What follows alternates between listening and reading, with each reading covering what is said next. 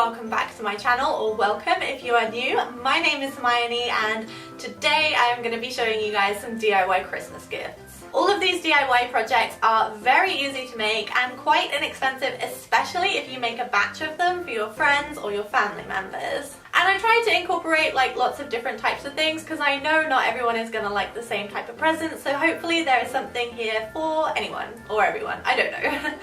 I really hope you guys like this video. If you do like it, don't forget to click that thumbs up button and definitely subscribe if you haven't already. I would love to have you guys sticking around. And with all of that being said, let's get into the DIYs. So the first gift I'm going to show you how to make is these DIY gemstone soaps, which I absolutely love. They turned out so great and they're really simple to make and you can completely customize them. So start by taking your soap base, I'm using this olive one which is really silky soft, and then melt it as per the instructions. You can then go ahead and add your coloring and your fragrance oils. These are so cheap to get on eBay or Amazon. And then go ahead and pour your melted soap into your silicone mold. I'm using this amazing gemstone one that I found in a local craft store, but you can get these online in so many different shapes and sizes. Once they're dried, pop them out and then go ahead and bag them up. For this, I'm actually using an old ice cream tub that I completely cleaned and took the sticker off. I thought it was so cute and this would look really great with a bow on top.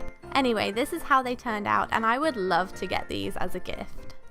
Next up are these gold leaf flecked coasters. I think they look so nice. They look like you could have bought them from Anthropologie or Urban Outfitters or somewhere, and they're so easy. Start with some plain tiles in whatever color you want and you'll need some size and some gold leaf. So start by brushing on the size as per the instructions and leave it to dry as long as it needs.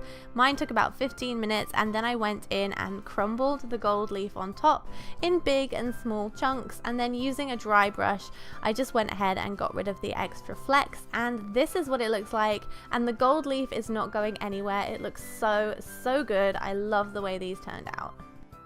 Next up, for any stationery lovers in your life, you could make a personalized notebook like this one that says ideas, but you can put their name on it. So I'm going to show you how I made this one. Start by taking a paperback notebook and then you're going to cover it in fake leather. So all I'm doing is cutting the fake leather to size and then opening up the notebook, making sure it fits, and then using some super glue to glue this together. Because the material is thick, you don't need to wrap it around the book. It looks really good as it is. So once you've glued it, press it down really firmly. I'm using some books on top of mine just to make sure it sets perfectly. And then once you've done that, you can go ahead and add some stickers. I'm using gold ones. I think this looks so classy, and I'm just placing them in place before sticking them down to make sure it fits. And like I said, you could personalize this with a name or a quote or something like that. And that's it. It really is that simple, but it can make a really sweet personalized gift. Next up is these rustic gold looking star magnets, and you could totally make these into keychains or Christmas decorations or whatever you want, but I decided to make these into magnets. They are so simple. Start by taking some air dry clay and rolling it out really thin, and then using a cookie cutter, cut out your design. You don't have to use stars, obviously, you can do whatever you would like. Once you've done this, let them dry as per the instructions. Mine took 24 hours. And then once again, I'm using gold leaf. So apply the size, leave it to dry, and then apply the gold leaf. Press it down firmly, and then once that's dried in place, you can go ahead and use a fluffy brush to get rid of all the excess gold leaf.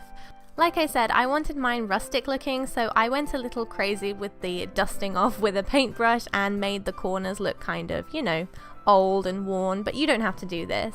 I'm then going ahead and taking some magnet tape and cutting that to size and sticking that on the back of the magnets, and you can actually get this in Poundland. It's so cheap, and there you have it. There are your magnets. All you have to do is wrap them up and give them as a gift.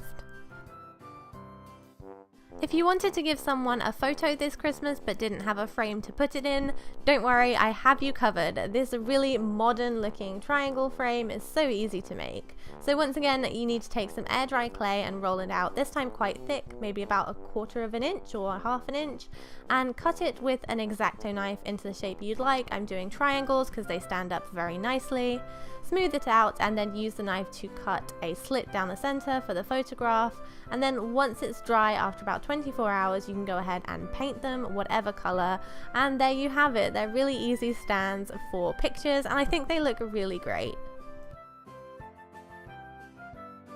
And if you want to go the extra mile with your wrapping, you can always make the box and the gift tags, as I'm going to show you now. Plus this doubles as a really nice storage box after Christmas too. So I'm just taking this hexagonal cardboard box from the craft store and painting it white. Then I'm ripping up pieces of tissue paper and applying them to the box with Mod Podge, obviously once the paint has dried. And for a handle, I'm just attaching a bead with super glue. You can go ahead and fill this with tissue paper or iridescent filling like I've done. And then I'm also going to make the gift tags, which I made out of some patterned paper that I printed off the computer, and these wooden hearts which I got from the craft store. Go ahead and draw your heart onto the paper, and you don't have to use wooden ones if you don't have them. You can always use cardboard or whatever. I'm then just pasting it on with Mod Podge and doing a coat on top to make it really glossy, and then repeating that with a few others. And to top it off, I'm just using a bit of glue and a little piece of string on the back to make sure that you can attach it to the gift. So yeah, you can personalize this as you like, and I think it makes a really nice gift box for Christmas. That is everything I have to show you guys in this video. Kind of excited to get out of this itchy jumper. It is very itchy. Do let me know in the comments down below what the best gift you have ever received was. And as always, I hope you have a great week. I will see you in my next video. Bye.